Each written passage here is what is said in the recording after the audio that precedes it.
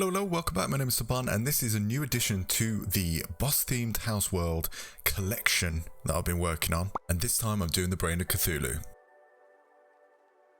So really appreciate all the support that you've been giving me, and on the run up to the 1.4, which is releasing tomorrow, which I'm really excited for, and I'm sure you guys are as well. I'm going to be trying to do as many videos as I possibly can on it, so builds and everything. So please suggest what you want to see, because I might even do the master mode as well and carry on with that. I'm also still doing the vanilla Terraria, and I'm going to finish that to do the Wall of Flesh. So if you haven't seen the last build that I did, that was the Duke Fishron. I was really happy how it turned out, so it'd be great if you could go over and have a look at that. I'll put a link on the screen and in the description for that and all the other builds as well, so please check them out and let me know what you think. So first off with the brain, I wanted to do it underground, so made a big opening and then built the main outline and a little tail for it. Next, I wanted it to seem like the brain was bursting out of a skull, so here's the broken fragments around it.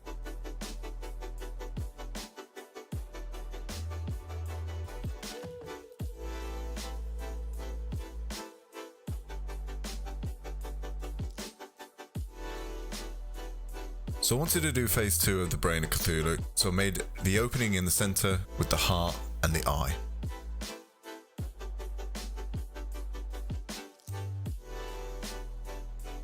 So I wanted to make the heart the actual spawn point for the player. Next I put some gruesome teeth.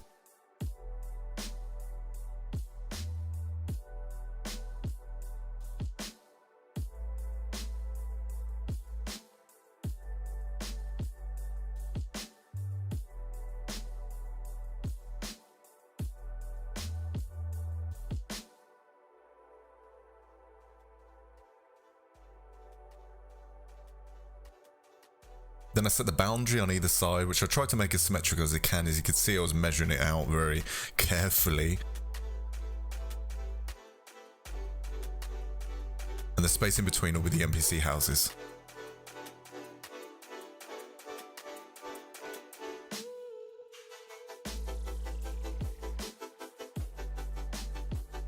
Now, I had a nightmare trying to make this as look like a brain as possible, so I left all my attempts in there just in case it inspires one of you guys to do a different build or the same build. But it took 3 attempts and I found the one I liked.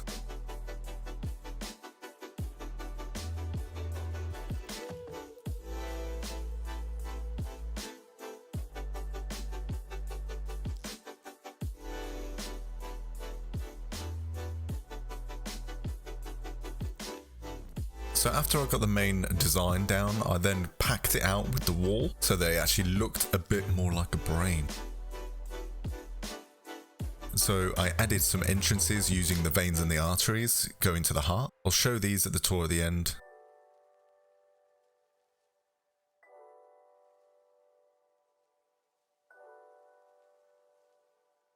Just to add a bit of context for this skull, I actually put a part of that skull at the bottom.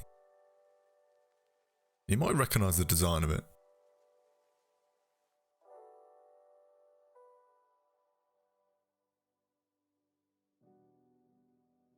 So here we are, the completed build, and I hope you guys like it.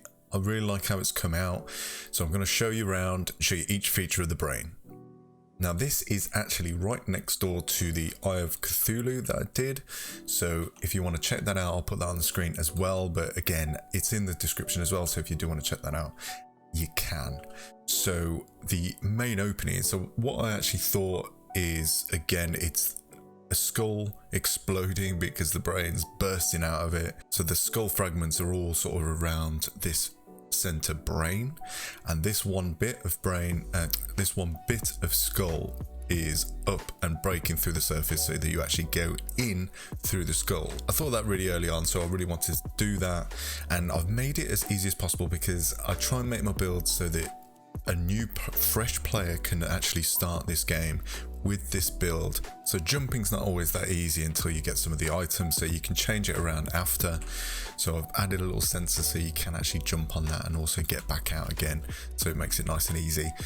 So going in, I'll show you around the outside. So around the outside you've got these little tendon kind of vein looking things, which I tried to step up the gore. basically, is my intention with this. Because people said that the gore on the Eye of Cthulhu could have been more, so I've stepped it up a little bit. So hopefully you guys like how I've done that.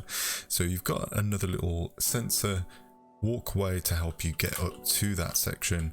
You can't always have the rope around, so you can't always get it into the places that you want. And I really love this creeper eyeball that I've done right here that's looking straight at you, because I've made his little tendon kind of thing sort of wrapping round his head, like you would imagine some sort of mafia boss sitting with his little animal stroking his little head. So I thought that was kind of quite fitting, really. And the tavern keep's just in there, just sitting, watching the world go by in there. So I've also put this skull, which you saw at the end. Now I've also put one of the little stringy fleshy pieces gripping hold of this skull as well, just to make it all link in and make it look a little bit more interesting. And obviously blood is everywhere. Now there are some hidden little fountains around in here. So there's one in there, I don't know if you can see that, I'll try and light it up there, but yeah, it's in there. So that is what makes everything blood red around here. And then down here we've just got a big pool of blood, which I thought would sort of be about right, really, when a brain's bursting out of a skull. So I tried to make that as accurate as I can. So over here we've got another fragment of skull, and then up here we've got another creeper eyeball, which is another NPC house, and he's looking up.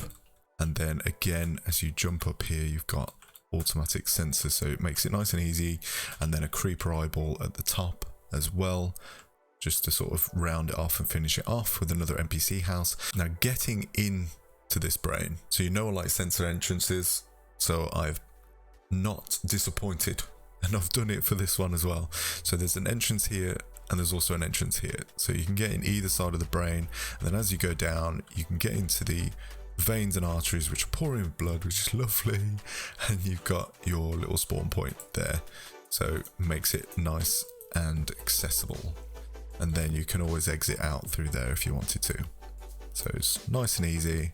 And then you've got the nurse down here just sort of looking after things.